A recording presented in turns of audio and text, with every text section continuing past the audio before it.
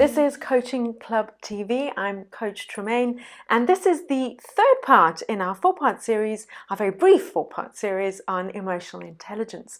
Why it is, what it is, and how we as coaches use it to improve the personal and professional lives of our clients. So far, we've looked at what are emotions, how they're generated in the mind and the body, well, as much as we possibly know at this point in science.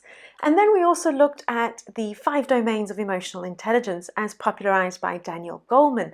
And they are self-awareness, self-management, self-motivation, empathy, and social skill. And we've looked at self-awareness.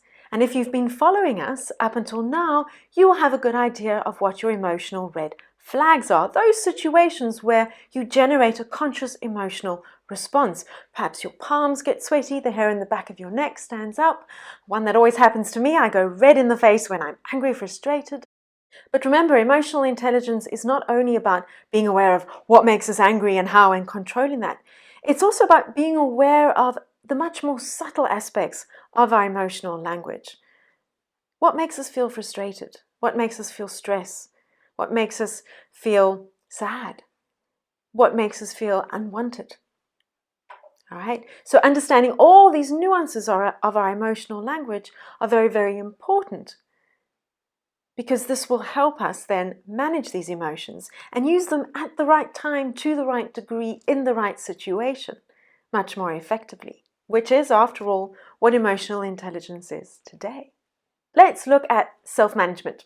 We've spoken about the stimulus-response gap, about that moment in time that we have between receiving an input from our environment, from someone else, and thinking about it, changing the chemical composition of our body, and responding.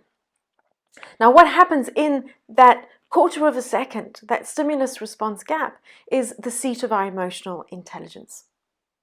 This is the time in which our limbic system, the part of our brain thought to be responsible for generating emotions, and the prefrontal cortex, which is the thinking part of the brain. This is the time that we have in order for these two parts of the brain to communicate, for the message to get from the limbic system to the much slower prefrontal cortex. You probably guess what we need to do with that very, very small, brief moment in time. We need to lengthen it as much as possible to give our prefrontal cortex time to catch up with our limbic system, our emotional system.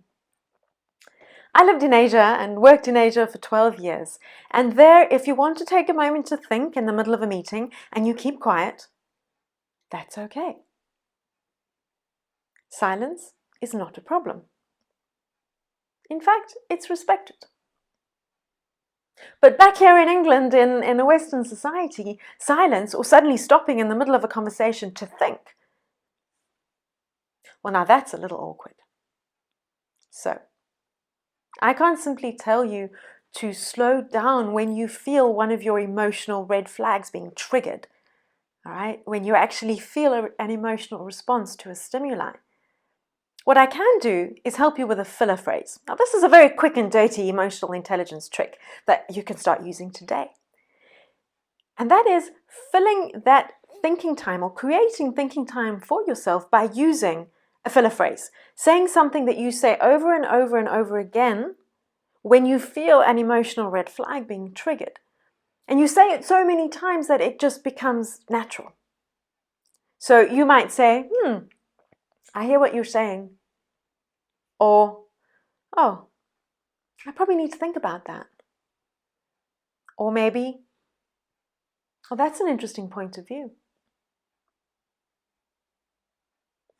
Or speaker's favorite, when we're up on stage giving a keynote, someone asks a question and we don't know the answer, but we know we need time to think about it, to formulate something that sounds coherent. We simply say, oh, that's a good question. And in that moment, when we're saying something automatic, it actually gives us time to formulate a response in our prefrontal cortex. But most importantly, it tells our limbic system that we're not under threat. We're actually not about to be attacked and we're not in danger. So it can back off a little bit and give our prefrontal cortex time to think about the response. And the beauty of a filler phrase is that you say it again and again and again. You don't have to think about saying it. It becomes part of your automatic response. It actually becomes part of your emotional response to a particularly charged situation.